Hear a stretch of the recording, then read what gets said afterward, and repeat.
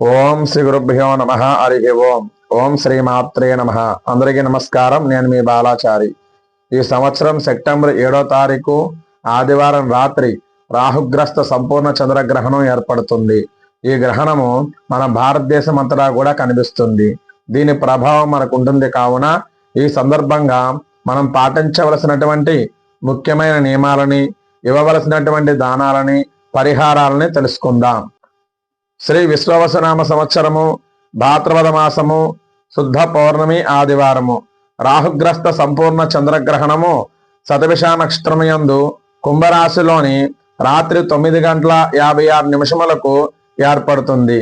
దీనిని స్పర్శకాలము అంటారు.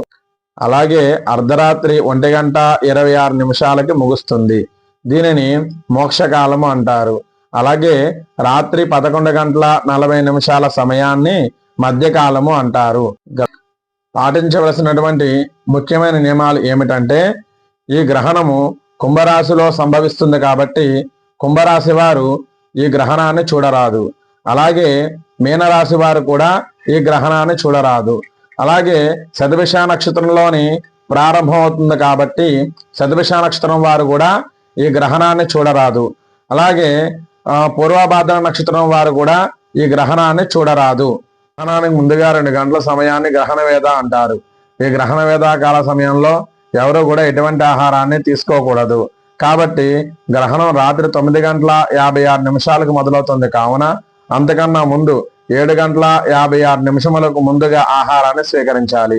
7:56 తర్వాత ఎవరు ఎటువంటి ఆహారాన్ని తీసుకోకూడదు. గ్రహణం ప్రారంభ కాల సమయంలో పట్టు స్నానం చేయాలి. అలాగే గర్భిణీ స్త్రీలు తీసుకోవాల్సినటువంటి జాగ్రత్తలు: ఒక చీకటి గదిలోని కదలకుండా నిద్రించాలి. గ్రహణం వదిలిన తర్వాత విడుపు స్నానాన్ని చేసి తెల్లవారిన తర్వాత శివాలయానికి వెళ్ళి శివాభిషేకాన్ని చేయించి, రాహుగ్రస్త చంద్రగ్రహణం కావున రాహుగ్రహానికి కేజంపావు మినుముల్ని దానంగా ఇచ్చి, పంచలోహాలతో గాని వెండితో గాని ఒక సర్పాన్ని చేసి బ్రాహ్మణులకు దానం చేయాలి. అలాగే చంద్రుడికి కేజంపావు బియ్యాన్ని, ఒక చంద్రబింబాన్ని వెండితోని, అలాగే తెల్లటి వస్త్రాలని బ్రాహ్మణుడికి దానం చేసినచో గ్రహణ దోషాలు తొలగిపోవును.